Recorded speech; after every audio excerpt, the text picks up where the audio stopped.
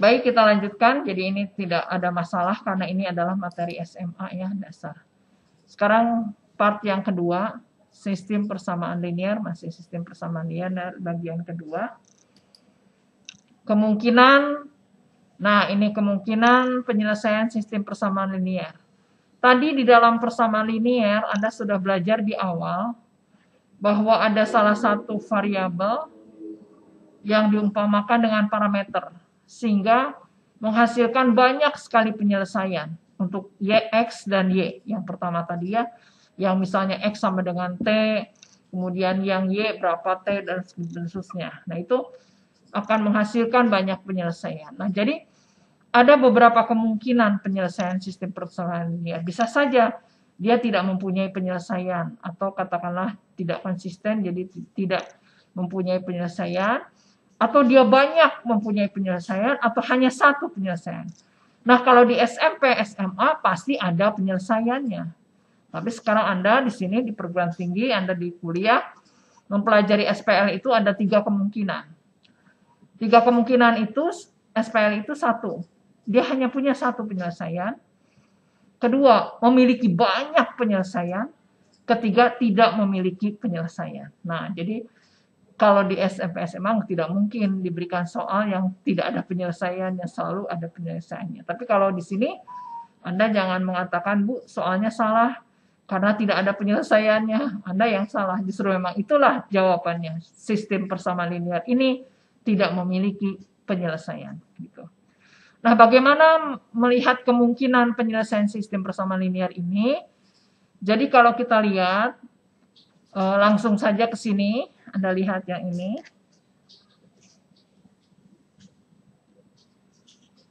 Nah, Anda lihat ini ya. X1 tambah X2 sama dengan 3.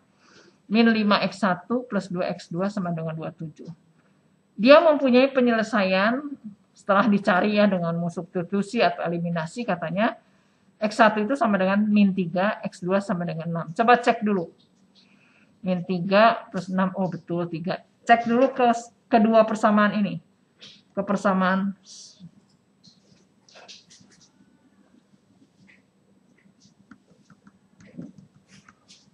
satu, ini persamaan 2. Jadi, kalau kita sudah dapat nilai X1, X2, itu harus kita cek kedua persamaan. Cek ke persamaan 1 betul. Ya. Cek ke persamaan 2. Betul juga. 15 tambah 12, 27. Nah, karena nilai-nilai ini memenuhi kedua persamaan di atas, dan nilai-nilai ini merupakan satu-satunya penyelesaian, ya, akan tetapi untuk nilai X1 sama dengan 5 dan X2 sama dengan min 2 bukanlah penyelesaian. Karena ini hanya memenuhi persamaan pertama dari sistem. Nah, jadi perhatikan yang pertama ini. Yang ini adalah betul penyelesaiannya. Kenapa? Karena setelah dicek ke persamaan 1 dan 2 betul. Tapi ada lagi kemungkinan penyelesaian lain ini misalnya. Coba cek ke persamaan 1. 5 min 2 betul.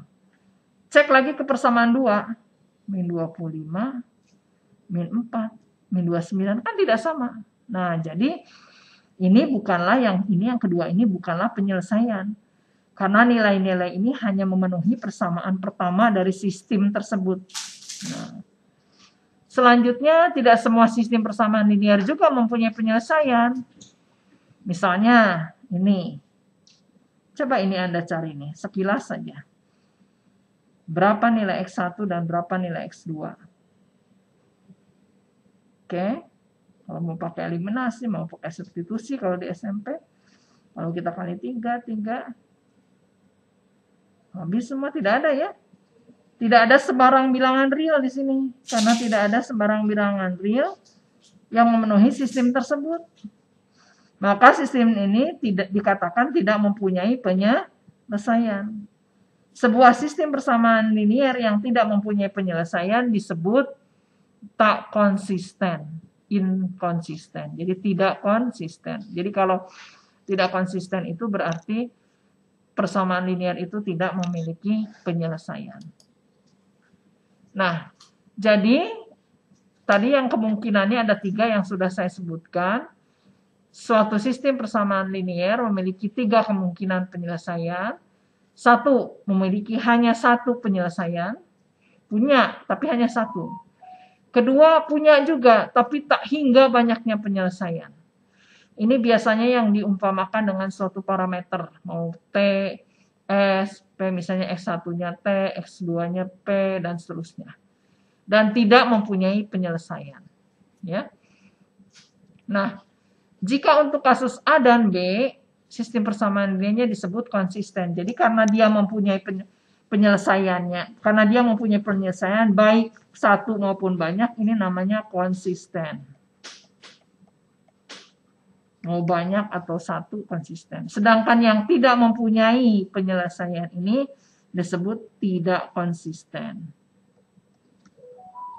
Tidak konsisten atau inkonsisten, ya. Nah, jadi untuk kasus A dan B, maka sistem persamaan linearnya disebut konsisten, sedangkan C, sistem persamaannya disebut tak konsisten. Nah, jadi untuk mengilustrasikannya, kita bisa meninjau pada dua buah garis, ya, pada koordinat kartesius, ya. Pada koordinat kartesius kita lihat di sini. Nah, ini kalau di buku itu ngejajar ya semuanya. Lihat yang gambar A, kedua garis sejajar. Berarti tidak punya penyelesaian. Kenapa? Karena dia tidak ada titik temu. Sejajar. Ini inkonsisten, tidak mempunyai penyelesaian. Ya. Sedangkan garis pada gambar yang B, garis L1 dan L2, ini tadi L1, L2 sejajar. Sedangkan yang kedua, L1 dan L2 itu berpotongan hanya di satu titik. Nah, kedua garis berpotongan, dia mempunyai satu penyelesaian. Ini konsisten. Hanya satu penyelesaian, hanya satu-satunya penyelesaian. Dan yang kedua, ternyata garis L1 dan L2 itu berimpit. Kedua garis itu berimpit. Jadi, kalau berimpit, mana titik potongnya? Ya semua ini, di antara garis-garis ini. Karena L1 dan L2 itu satu garis. Maka ini yang disebut mempunyai tak hingga banyaknya penyelesaian. Itu. Ya. Jadi sekali lagi kita lihat gambar A, L1 dan L2 sejajar, di mana tidak ada perpotongan. Yang namanya sejajar sampai kapanpun nggak ada berpotongan. Ya. Kemudian yang B, L1 dan L2 berpotongan hanya di satu titik. Nih di sini nih.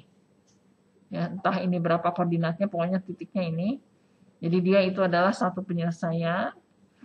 Dan L1 dan L2 mungkin berimpit. Nah, berimpit.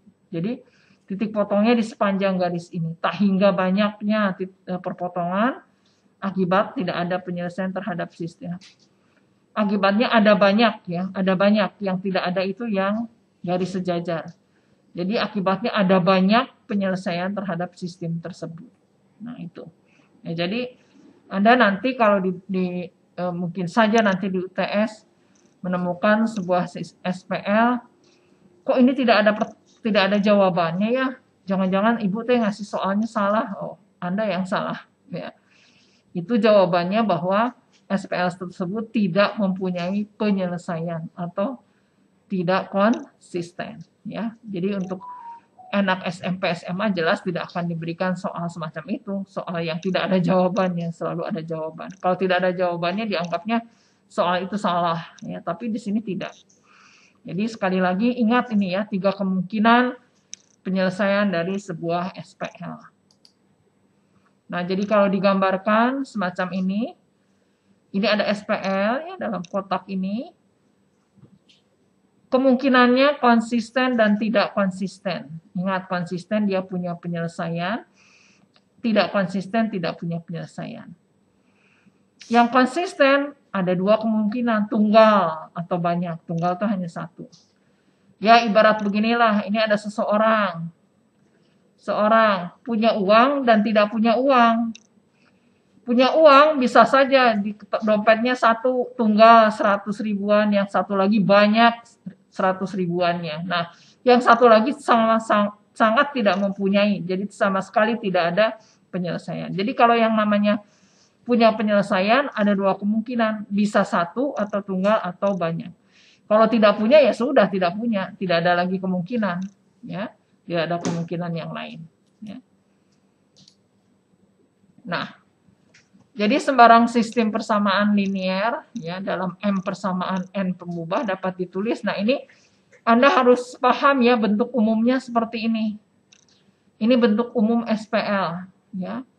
Jadi banyak notasi A11 indeks ini ya, sebagai koefisien, X1 sebagai peubah atau variabel atau yang tak diketahui. Ini juga konstanta real, koefisien itu konstanta real terus ya, ke sini indeks ya. Nah jadi kalau kita perhatikan X1, X2, Xn adalah peubah dan subskrip indeks A dan B, subskrip itu ini di bawah, ini harusnya ke bawah ya angkanya. Menyatakan konstanta, misalnya suatu sistem umum 3 persamaan linier dalam 4 peubah dapat ditulis sebagai berikut, lihat. A11, A12, A13, A14, B1. Subskrip ganda pada koefisien peubah merupakan suatu cara yang dapat digunakan untuk menyatakan tempat koefisien dalam sistem tersebut. Subskrip pertama pada koefisien A, I, J menunjukkan persamaan di mana koefisien tersebut berada.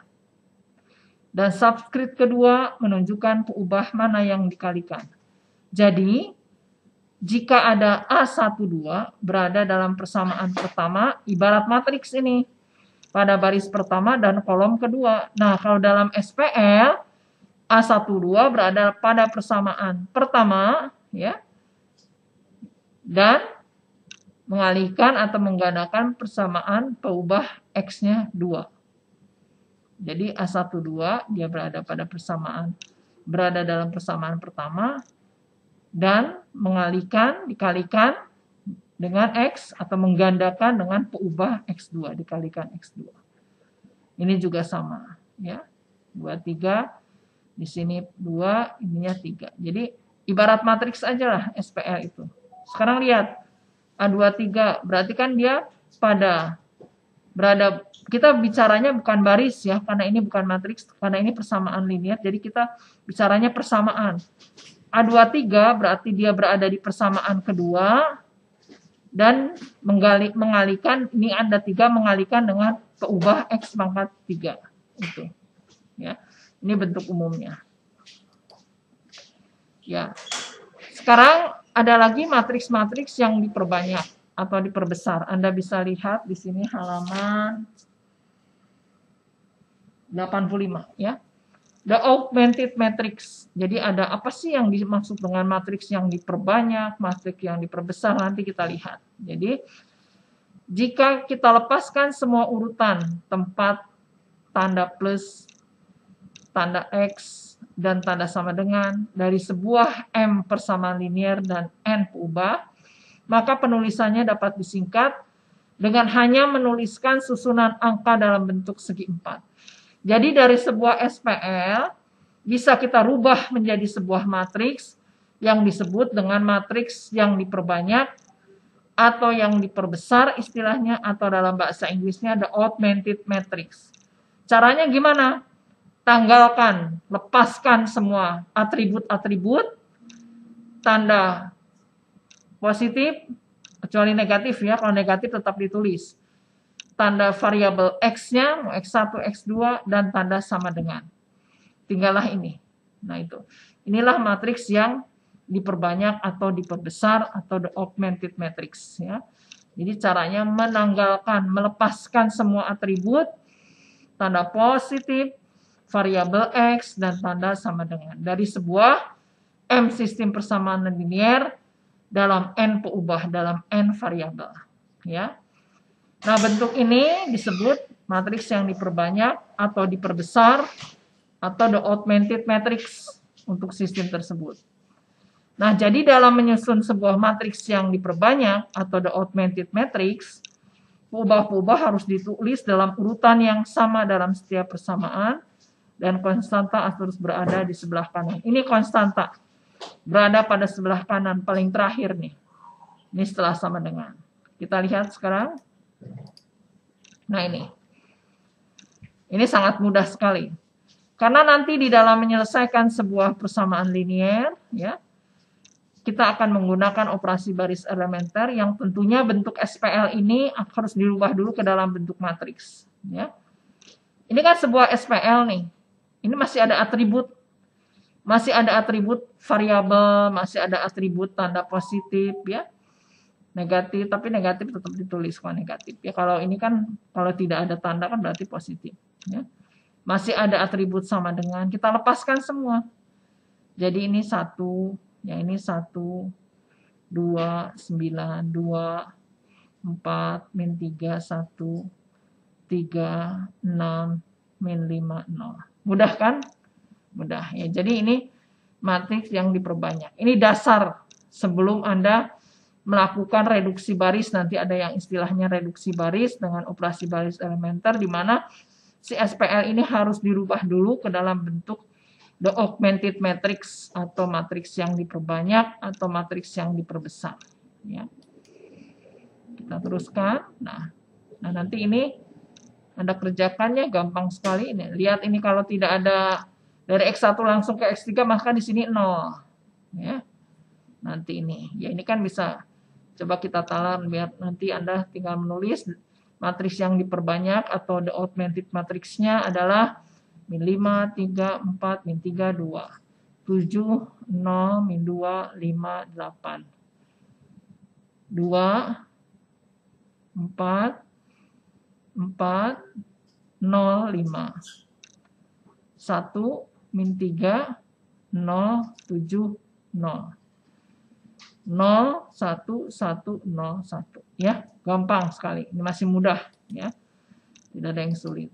Nah, ini juga. Nah, sekarang terbalik. Ini diberikan the augmented matriksnya. Matriks yang diperbesarnya. Atau matriks yang diperbanyak.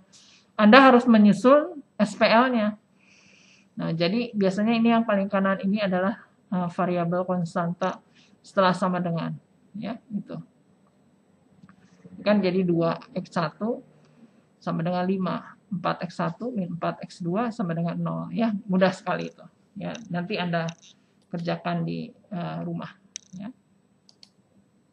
Nah, terakhir ini bentuk matriks dari suatu sistem linier. Nah, jadi saya katakan tadi Anda harus familiar dengan bentuk-bentuk umum semacam ini. Awas, ada subscript A11, A12, ya, ini ibarat dalam matriks. Ya.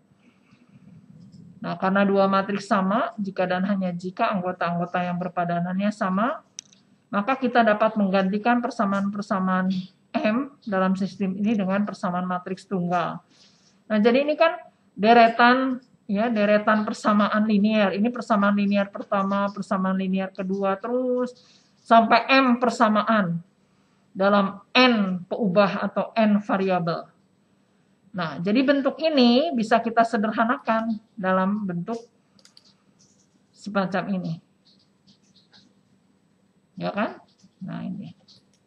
Coba kita ulang lagi. Ini kan bisa kita bentuk the augmented matriksnya. Tapi di sini sama dengan ini. Nah, di sini ada ralat. Tolong di halaman 88 ada ralat. Ini halaman. Di sini tertulis sama dengan, padahal sama dengannya di sini harusnya. Ya, di situ double sama dengannya. Nah, coba perhatikan bentuk yang ini, yang ruas kiri ini, ya, dapat ditulis sebagai suatu hasil kali untuk menghasilkan. Nah, ini kan bisa kita rubah nih. A11, A12, A1N, A21, A22, A2N, terus dikalikan matriks ini. Coba kita cek. Kalau ini tetap, yang ruas kanan tetap. Kita cek nih. A11 kali X1 tambah A12 kali X2 ini kan titik-titik A1N XN. Ya. Ini.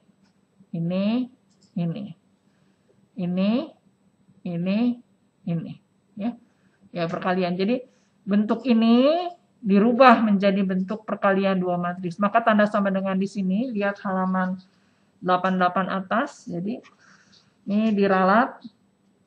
Di sini kan tadinya ada sama dengan ini halaman 88. Ini ada sama dengan mana hapusnya?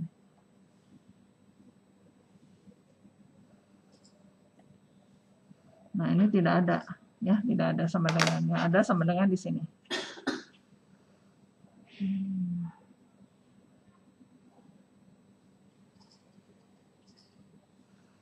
Yang ada di sini saja. Di sini tidak ada. Oke. Ini yang benar. Oke. Jika kita mau menandai matriks-matriks ini masing-masing dengan A, X, dan B, sistem persamaan asli M dalam N peubah telah digantikan oleh persamaan matriks tunggal. Jadi A, ini X, ini B. Ya, jadi ini A, ini X, ini B. Sama dengan. Nah, gitu. Ya. Nah, jadi ini lebih praktis ya. Nanti ini akan kita gunakan untuk berbagai persoalan yang berkaitan dengan SPL yang dirubah ke dalam bentuk matriks. Nah, matriks A dalam persamaan ini dinamakan matriks koefisien dari sistem tersebut. Matriks yang diperbanyak untuk sistem ini diperoleh dengan menggandengkan ke A sebagai kolom terakhir. Jadi matriks yang diperbanyaknya adalah seperti ini. Ya, jadi dari sini ya matriks. Nah, ini dari sini. Awalnya kan dari sini. Terus langkahnya ke sini. Langkahnya lagi ke sini, maka ini adalah matriks yang diperbanyaknya atau the augmented matrix-nya. Ya. Nah, sampai di sini dulu ya pertemuan kita kali ini, pertemuan ke-6 pada tanggal 5 April ya dan 6 April. Tugas yang harus Anda kerjakan adalah lembar aktivitas 2.1 nomor 1 dan nomor 2. Yang kedua lembar aktivitas 2.2 nomor 1 dan nomor 2. Silakan bila tempatnya tidak cukup di buku paket, Anda sambung dengan kertas kecil di situ di lem, kemudian difoto, di-scan lah gitu ya. Nah, dikumpulkan biasa sebelum hari H-nya. Baik, untuk pertemuan ke-6 ini kita tutup saja dengan mengucapkan hamdalah bersama-sama. Alhamdulillahirabbil alamin. Wassalamualaikum warahmatullahi wabarakatuh.